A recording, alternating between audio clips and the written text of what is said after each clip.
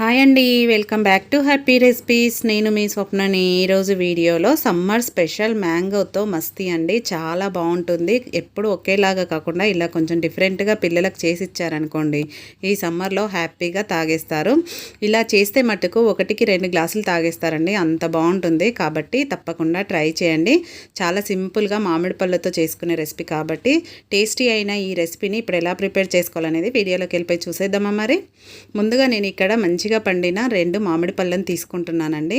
మంచిగా పండిన పళ్ళనే తీసుకోవాలి. నేను ఇక్కడ 2 తీసుకుంటున్నాను. ఇప్పుడు వీటిని శుభ్రంగా కడుక్కున్నాక పైన తొక్క తీసేసుకోవాలన్నమాట, పీలప్ చేసుకోవాలి.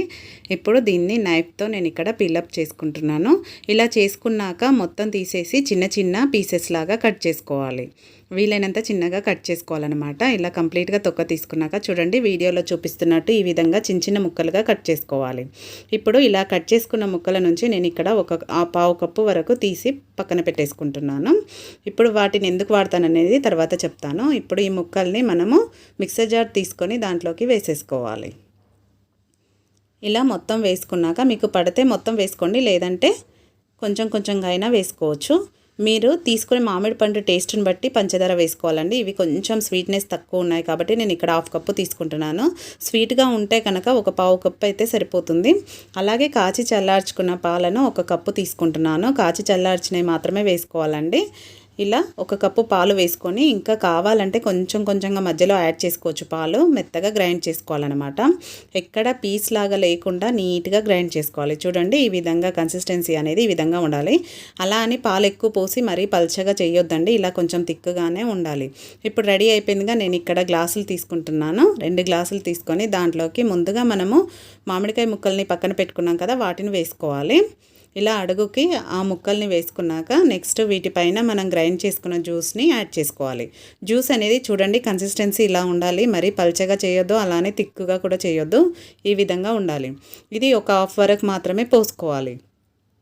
ఇలా పోసుకున్నాక నెక్స్ట్ దీనిపైన డ్రై ఫ్రూట్స్ వేసుకుంటున్నాను. మీరు కావాలంటే ఏవైనా వేసుకోవచ్చండి. నేను ఇక్కడ బాదం పిస్తా వేసుకుంటున్నాను.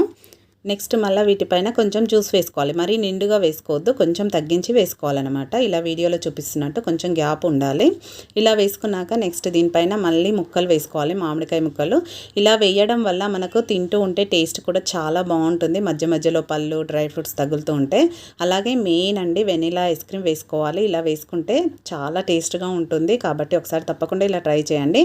ఇలా ఐస్ క్రీమ్ వేసుకున్నాక పైన మళ్ళీ డ్రై ఫ్రూట్స్ వేసుకుంటున్నానండి. మీరు అనార్ కనుక ఉంటే ఆ గింజలైనా వేసుకోవచ్చు, చాలా బాగుంటుంది. ఇలా ఐస్ క్రీమ్ వేసి పిల్లలకు ఇలా చేసి పెట్టారనుకోండి, బయట జ్యూస్లు అస్సలే అడగరండి. ఈ సమ్మర్లో మామిడి పండుతో తప్పకుండా ఇలా ట్రై చేయండి. ఐస్ క్రీమ్ వేయడం వల్ల టేస్ట్ బాగుంటుంది. అలాగే మనకు కూల్నెస్ అనేది కూడా వస్తుంది. మనం ఇక్కడ ఫ్రిడ్జ్లో కూడా పెట్టలేదండి, డైరెక్ట్గా వాడేసుకుంటున్నాం కాబట్టి కూల్గా కూడా ఉంటుంది, చాలా బాగుంటుంది. తప్పకుండా ఇలా ట్రై చేయండి. మీరు కావాలంటే గ్రైండ్ చేసేటప్పుడు కూడా ఐస్ క్రీమ్ వేసుకోవచ్చు, అలా వేసుకున్నా కూడా బాగుంటుంది. ట్రై చేశాక మీకు ఎలా కుదిరింది అనేది కూడా కామెంట్ పెట్టండి. అలాగే ఈ వీడియో మీకు నచ్చితే ఒక లైక్ చేయండి, మీ ఫ్రెండ్స్ రిలేటివ్స్తో షేర్ చేసుకోండి. మరిన్ని ఇలాంటి టేస్టీ రెసిపీస్ కోసం మన హ్యాపీ రెసిపీస్ ఛానల్ని వెంటనే సబ్స్క్రైబ్ చేసుకోండి. లైక్ చేయడం అస్సలు మర్చిపోకండి. Thank you for watching.